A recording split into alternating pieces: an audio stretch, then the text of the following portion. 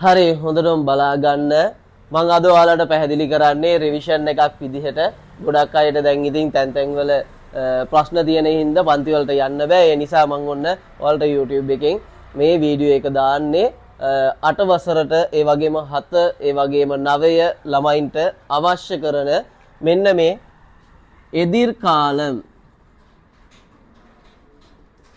එදිර්කාලම් කියලා කියන්නේ අනාගත කාලය දෙමළ භාෂාවෙන් කියද්දී එදිර්කාලම් කියලා කියන්නේ අනාගත කාලය. ඉතින් අනාගත කාලයේදී ක්‍රියාපදයක් අපි හදන්නේ කොහොමද? ඒකට අපි මොනවද භාවිතා කරන්නේ කියන පැහැදිලි කරලා මම මේ ක්‍රියාපද හදන විදිහ ඔයාලට කියලා දෙනවා. ඉතින් ඔයාලට ඕන තැනක ඉඳන් මේක බලලා ඔයාලගේ අධ්‍යාපන කටයුතු ටික කරගන්න පුළුවන්. ඉතින් ඔන්න මේකට අපිට අවශ්‍ය වෙනවා තියරියක් විදිහට මෙන්න මේ you කියන එක සහ if කියන එක. මෙන්න මේ දෙක අපිට ඉතාමත් වැදගත් වෙනවා අනාගත කාලයේ එදිර්කාලම් වල ක්‍රියාපදයක් හදද්දී. ඉතින් you කියන එක අපි භාවිතා කරන්නේ ඌ ශබ්දය වචනයක අවසානයේ ඌ ශබ්දය නැත්නම් ශබ්දය එනකොට. ඒ වගේම ඕ ශබ්දය එනකොට. ඒ වගේම ඊ ශබ්දය අයි ශබ්දය ශබ්දය මේ තුනටම අපි ඉප් එක භාවිතා කරනවා. මේක තමයි එදිර්කාලම් කියන කොටසේ ක්‍රියාපදයක් අපි හදද්දී කියන්නේ අනාගත කාලයේදී අපි ක්‍රියාපදයක් හදද්දී අපිට භාවිතා කරන්න ඕන කරුණු ටික. ඉතින් මේක භාවිතා කරද්දී මම ඔයාලට පැහැදිලි කරලා උදාහරණයක් පෙන්නනවා. එතකොට ඔයාලට පැහැදිලි වෙයි මේක ලේසියෙන් කරන්න පුළුවන් දෙයක් කියලා. ඉතින් ඊට කලින් අපි දැනගෙන ඉන්න ඕනේ නාන් කියලා ඉවර වෙද්දී ක්‍රියාපද ඉවර වෙන්න ඕනේ ඒන් කියලා. නාංගල් කියද්දී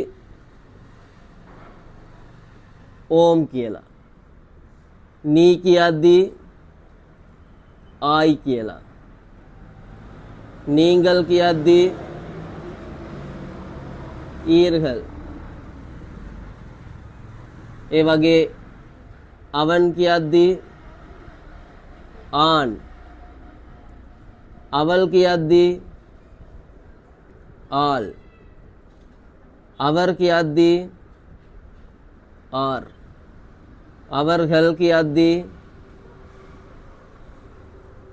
ආර්ගල්. ඉතින් මේ කරුණු ටික ඔයාලා ඔළුවේ දාගන්න ඕන හරියටම පැහැදිලිව බැලුවොත් ඔයාලට තේරෙයි මේක ලේසිම කොටසක්. මම මේ කියන විදිහට කරොත් අනිවාර්යයෙන්ම ඔයාලට ඒක ලේසි වෙනවා. ඉතින් මේක 8 වසරේ තියෙන පළවෙනි පාඩමේ තියෙන කොටසක් තමයි. ඒ නිසා මම ඔන්න ඔයාලට මේක පැහැදිලි කරනවා. ඉතින් ඔයාලට පන්ති මිස් වෙනවා නම් ඔන්න මේ ටික බලලා කරගන්න පුළුවන්. ඉතින් ඔන්න බලන්න ඉස්සල්ලාම ඕඩු කියන ක්‍රියාමුල ගන්නකොට අවසාන අකුරු ශබ්දය තමයි ඌ. නේද? ඕඩු අපි දන්නේ නැත්නම් අපි උච්චාරණය කරලා බලන්න පුළුවන්. ඕඩු. ඩු කියද්දි ඌ ශබ්දය. එහෙනම් ඌ ශබ්දයට මම කිව්වා එකතු කරන්න ඕනේ you. ඒ වගේම මේ ක්‍රියාපදේ අපිට හදන්න කියන්නේ නාන්. ඒ කියන්නේ මම කියන පුද්ගලයාට නම් නාන් කියන එකට අපි එකතු කරනවා ඒන් කියලා. එතකොට ඕඩු කියද්දී ඉව් එකයි ඒක එකතු වුණාම වේ. මේක හදන්නත් ලේසි ක්‍රමයක් තියෙනවා. දෙකම මාරුවට කියනවා. කොහමද? ඉව් ඒ කියද්දී වේ කියන එක හම්බ වෙනවා. ඒක අපි ලියනවා. ඒ වගේ අවසානට ඉන් කියන එක අපි දානවා. මේ විදිහට තමයි අපි ක්‍රියාපද හදන්නේ. ඉතින් ඒ වගේම අපි කියමුකෝ පෝ කියන ශබ්දය ගන්නකොට ඒකත් ඕ ශබ්දය ඉව් එකතු කරනවා. මේක මං හදන්න කියනවා නාංගල් නම් ඕම්. එතකොට පෝ වෝම් මේකත් ඔය විදියට. හරිද? ඉතින් ලේසියෙන් හදන්න පුළුවන් මේ තියරි එක හරියටම අපි මෙතන භාවිතා කරන්න දන්නවනම්. හරිද? ඒ වගේම මං කියන්නම් පඩි. පඩි කියද්දී ඊ ශබ්දය. පඩි කියද්දී ඊ ශබ්දය. ඊ ශබ්දයට ඉප් එකතු කරනවා. මේක මං හදන්න කියනවා නී එකට. එතකොට ආයි. බලන්න පඩි එක එහෙම මෙනවා. ඉප් දෙකක් තියෙන නිසා එකක් මෙතනට ගන්නවා.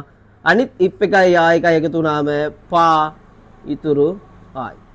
පඩිප්පයි. මේක තමයි මේ අනාගත කාලයේදී ක්‍රියාපද හදන ලේසි ක්‍රමය.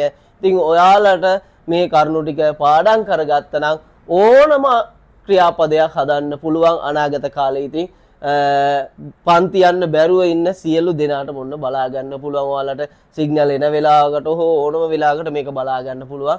ඉතින් ඔන්න 8 වසරේ ඒ වගේම 7 9 ළමයින්ට අපි දානවා එදිර්කාලම් කියන කොටස මේකෙදි. එහෙනම් බලලා ලියා ගන්න.